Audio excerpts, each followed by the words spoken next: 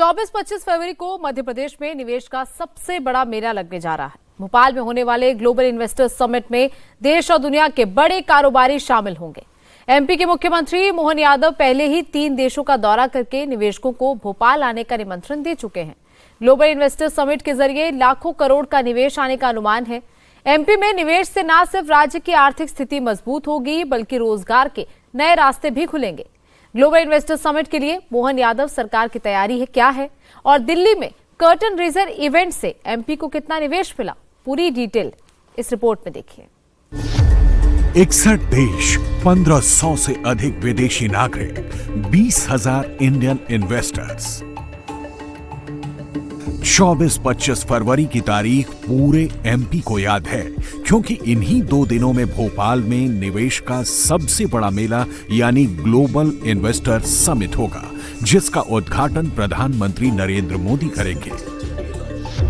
इस investor summit में देश के बड़े उद्योगपतियों के साथ अमेरिका, यूरोप, मध्य एशिया, चीन, जापान और दक्षिण कोरिया के बड़े बड़े कारोबारी शिरकत करेंगे।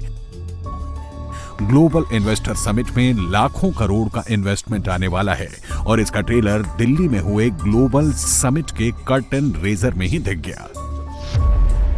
अबादा ग्रुप के चेयरमैन विनीत मित्तल ने एमपी में 50,000 करोड़ के निवेश का ऐलान किया, तो सीआईआई नॉर्दर्न रीजन के चेयरमैन माधव कृष्ण सिंघानिया 3,000 करोड़ के अतिरिक्त निवेश की तैयारी में हैं। मध्य प्रदेश के मुख्यमंत्री मोहन यादव के पास सी औद्योगिक नीति एवं निवेश प्रोत्साहन विभाग भी है, इसलिए वो खुद ही राज्य के औद्योगिक विकास की पॉलिसी तैयार कर रहे हैं।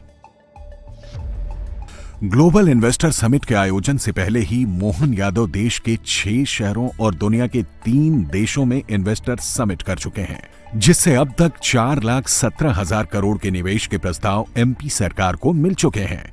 ग्लोबल इन्वेस्टर समिट में मध्य प्रदेश सरकार ने इन सेक्टर्स में निवेश लाने का प्लान तैयार किया है। Renewable energy, IT and technology, tourism, mining, MSME and startup, urban development और टेक्सटाइल, ये वो सेक्टर हैं जिन पर सरकार का सबसे अधिक फोकस है। मैं अभी जापान की यात्रा पे था और जापान में वो सबसे बड़े, क्या नाम था, यूनिक्लो वाले, नहीं यूनिक्लो वाले, वो हमारे बीच में आए और आकर के, मैं जब, माफ करना, मैं अपने समय से 40 मिनट लेट वहां पहुंचा।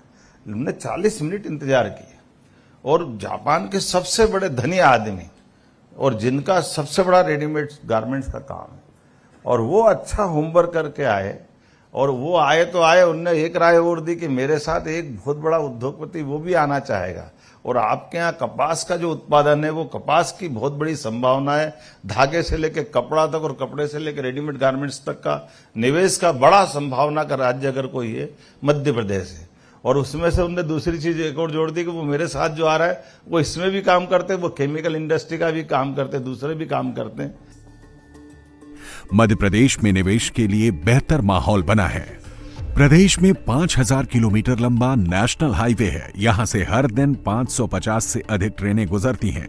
6 एयरपोर्ट से हर दिन 100 से अधिक फ्लाइट उड़ती हैं। एमपी निर्यात तैयारी सूचकांक 2021 में 7वें नंबर पर है। इसके अलावा कारोबार सुगमता यानी ईओडीबी में एमपी भारत के टॉप राज्यों में शामिल है। 5,500 किलोमीटर का राजमार्ग का अगर नेटवर्क है तो मध्य प्रदेश के पास है। कोई राज्य इतना बड़ा नेटवर्क लेके नहीं, जहां एनएच हमारे 5,500 किलोमीटर के, 550 ट्रेन हमारे यहाँ चल रही है, 6 एयरपोर्ट हमारे यहाँ चल रहे हैं, और बाकी पाइपलाइन में बहुत सारे अलग अलग है।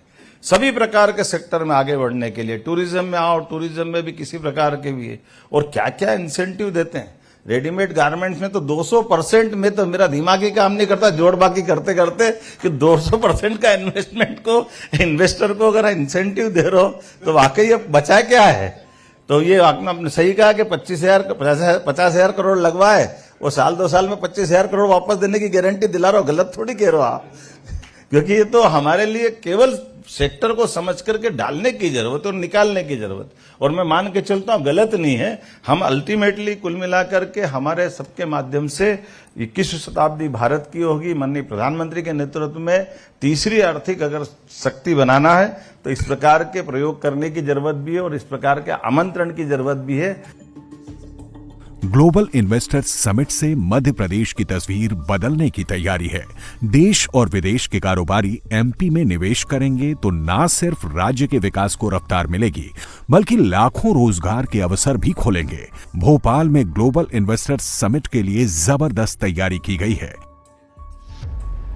निवेशकों के स्वागत पर 125 करोड़ रुपए खर्च किए जाएंगे। 3 करोड़ की लागत से भोपाल में दीवारों पर पेंटिंग बनाई गई है। लाइटिंग पर करीब 4 करोड़ रुपए खर्च किए गए हैं। निवेशकों को रुकने के लिए भोपाल में 1400 कमरे बुक कराए जा चुके हैं। मेहमानों के खाने के लिए इंदौर से खास कुक बुलाए गए हैं। 3000 पुलिसकर्मी सुरक्षा के लिए तैनात रहेंगे। एमपी में ये 7वां ग्लोबल इन्वेस्टर्स समिट होने जा रहा है। इससे पहले ये आयोजन हमेशा इंदौर में होता रहा है। इस बार भोपाल समिट की मेजबानी कर रहा है। समिट स्थल रिजर्व फॉरेस्ट के बीच स्थित है, जहां से निवेशकों को बड़ी झील का खूबसूरत नजारा दिखेगा।